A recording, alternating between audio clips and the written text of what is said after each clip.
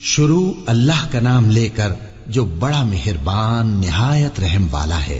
الف لام میم۔ اللہ جو معبود برحق ہے، اس کے سوا کوئی عبادت کے لائق نہیں، زندہ ہے، سب کو تھامنے والا۔ اس نے اے نبی تم پر سچی کتاب نازل کی جو پہلی آسمانی کتابوں کی تصدیق کرتی ہے، اور اسی نے تورات اور انجیل نازل کی تھی۔ یہ دو کتابیں اس نے پہلے نازل کی تھیں لوگوں کی ہدایت کے لیے، اور پھر قرآن جو حق اور باطل کو الگ الگ کر دینے والا ہے نازل کیا۔ جو لوگ اللہ کی آیتوں کا انکار کرتے ہیں ان کو سخت عذاب ہوگا، اور اللہ زبردست ہے، بدلہ لینے والا ہے۔ اللہ ایسا خبیر و بصیر ہے کہ کوئی چیز اس سے پوشیدہ نہیں، نہ زمین میں اور نہ آسمان میں۔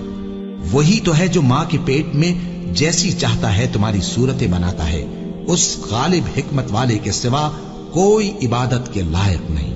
اے پیغمبر، وہی تو ہے جس نے تم پر یہ کتاب نازل کی جس کی بعض آیتیں محکم ہیں اور وہی اصل کتاب ہے، اور بعض دوسری متشابہ ہیں۔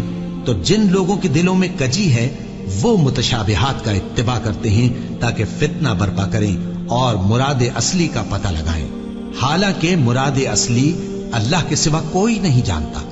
اور جو لوگ علم میں گہری نظر رکھتے ہیں وہ یہ کہتے ہیں کہ ہم ان پر ایمان لائے۔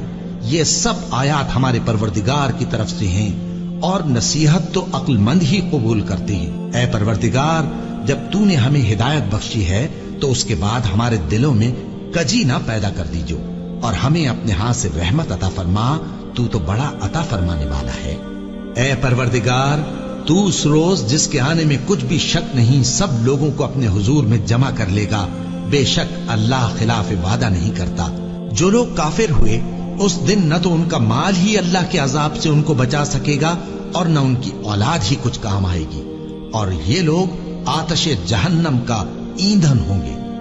ان کا حال بھی فرعونیوں اور ان سے پہلے لوگوں کا سا ہوگا جنہوں نے ہماری آیتوں کی تکذیب کی تھی، تو اللہ نے ان کو ان کے گناہوں کے سبب عذاب میں پکڑ لیا تھا، اور اللہ سخت عذاب کرنے والا ہے۔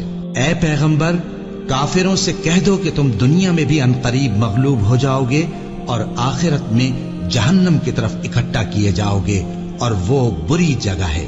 تمہارے لیے دو گروہوں میں جو جنگ بدر کے دن آپس میں بھیڑ گئے قدرت الہی کی عظیم الشان نشانی تھی۔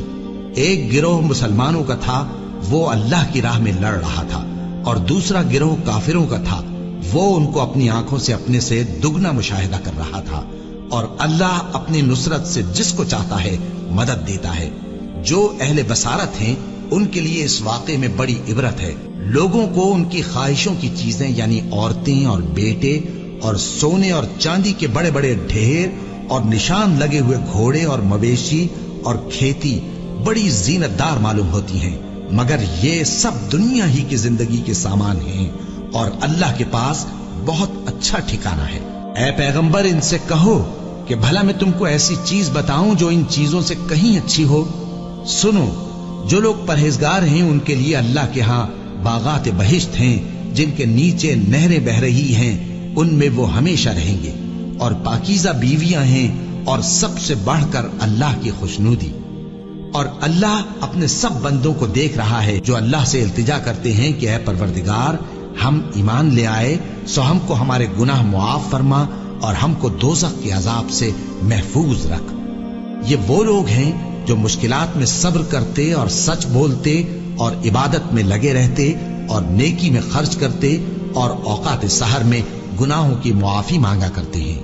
اللہ تو اس بات کی گواہی دیتا ہے کہ اس کے سوا کوئی معبود نہیں، اس حال میں کہ وہ انصاف کا حاکم ہے، اور فرشتے اور علم والے بھی گواہی دیتے ہیں کہ اس غالب حکمت والے کے سوا کوئی لائق عبادت نہیں۔